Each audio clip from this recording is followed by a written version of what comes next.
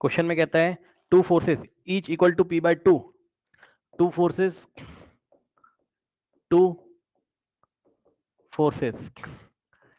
Each equal to P by two act at right angles, act at right angles, their effect may be neutralized, their effect may be neutralized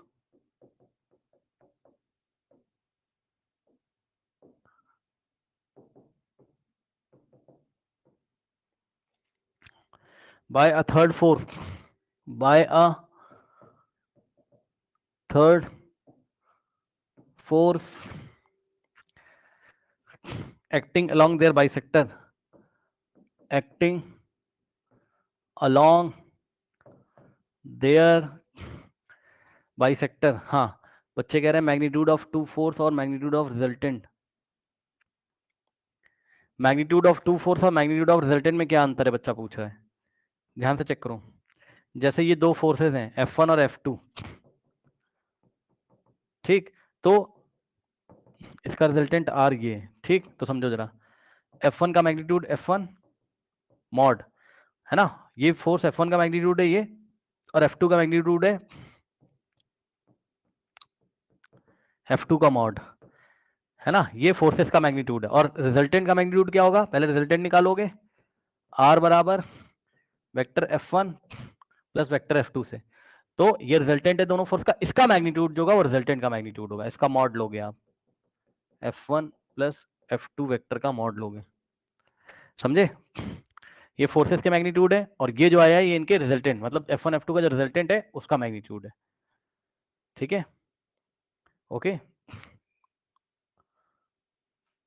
क्या why sum of two vector,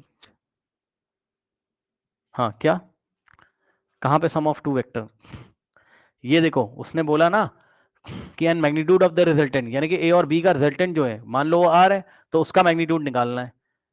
sorry उसका magnitude दिया है, यानी कि are का mod दिया हुआ है, यानी कि इसका मॉड दिया है, इसका मॉड दिया है, दोनों वेक्टर का जो रिजल्टेंट वाला वेक्टर आएगा ना, ये वाला, ये वाला,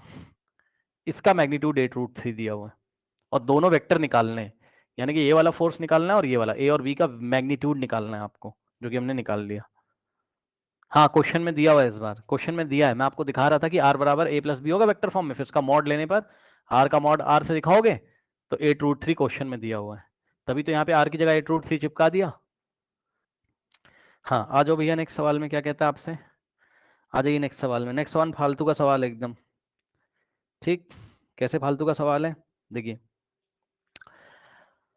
कह रहा है टू फोर, अच्छा ऑप्शंस भी दिए हुए हैं, थोड़ा ऑप्शन देख लो, P/2 P/√2 P है ना, option B is P/2, option C is P/√2, option D is √2P।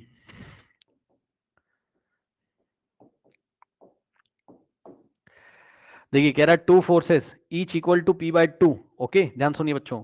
To forces कह रहा है each equal to P/2 act an angle, है ना, अब दो फोर्सेस हैं P/2 के इक्वल हैं, समझना जरा समझना, ये देखिए दो इक्वल फोर्सेस हैं और दोनों P/2 के इक्वल हैं, ये भी हो गया P/2 और ये भी हो गया कितना P/2, eight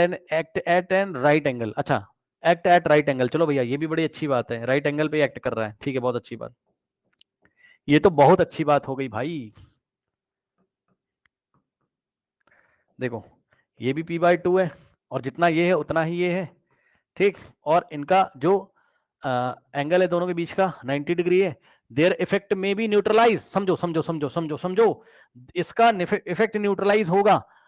bye a third force acting along their, है ना, acting along their bisector, question ही नहीं लिखा यार, acting along their bisector in the acting along their bisector in the in the opposite direction, in the opposite direction with a magnitude of with a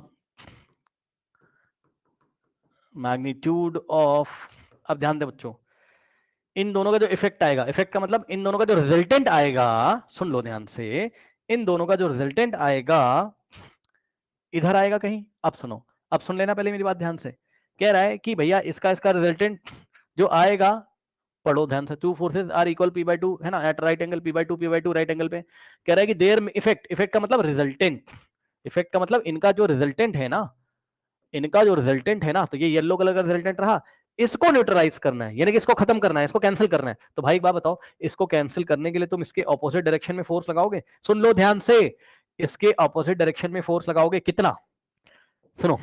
अगर इन दोनों का resultant R है तो मुझे कोई बच्चा ये बताए कि इसकी ऑपोजिट डायरेक्शन में कितना फोर्स लगाओगे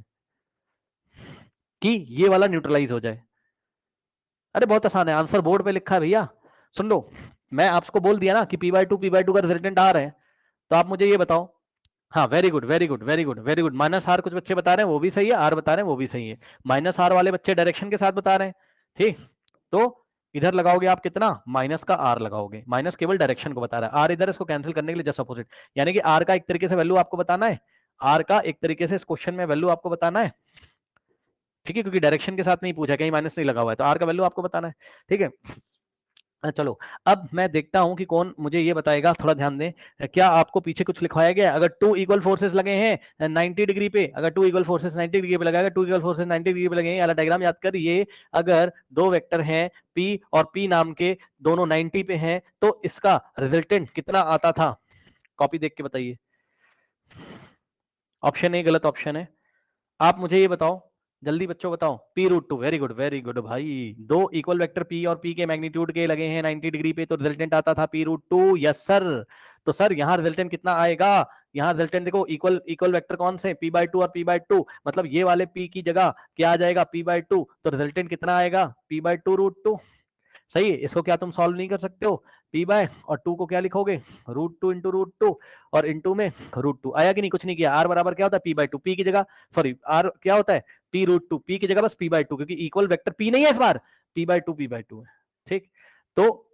और टू को लिखा root two root two, root two से रूट टू गया, आंसर कितना आ रहा है, पी बाय रूट टू। तो पी बाय, इन दोनों का इफेक्ट कितना आ रहा है, पी बाय रूट टू, और इसका अपोजिट लगेगा क्या, minus P by root two. Option C is the correct option. अब सुनो मेरी बात ध्यान से, ठीक, सुनो। अगर किसी बच्चे को ऐसे नहीं आ रहा है शॉर्ट ट्रिक से, तो आप क्या करोगे, आप क्या करोगे, आप ऐसे करोगे, आप ऐसे करोगे, आप बोलोगे भैया रिजल्टेंट बराबर रूट ओवर, दोनों 90 पे लगे हैं, तो क्या होता है, रूट ओवर पी का स्क्वायर प्लस क्यू का स्क्वायर, पी की जगह क्या है, P by to, so P का स्क्वायर और प्लस क्यू की जगह क्या है, समझ गए होगे, ठीक, पी बाई टू का स्क्वायर, आर बराबर यहाँ से क्या आ जाएगा, two times P by two का होल स्क्वायर। भाई जब सेम चीज दो बार जुड़ेगी तो टू टाइम्स हो जाएगी, ठीक, पी बाई टू का होल स्क्वायर का square root pi by two हो जाएगा, और अंदर बचेगा रूट टू, ये लो, pi by two root two आ गया, यही मैंने आपको बताया था, ठीक। तो ये ठीक, अब इसको रेशलाइज कर लेना, नीचे वाले टू को root two into root two लिखोगे, रूट टू से रूट टू कटेगा, पी बाई रूट टू आ जाएगा, ठीक। इस तरीके से इसको हम हैंडल करेंगे। नेक्स्ट सवाल देखिए,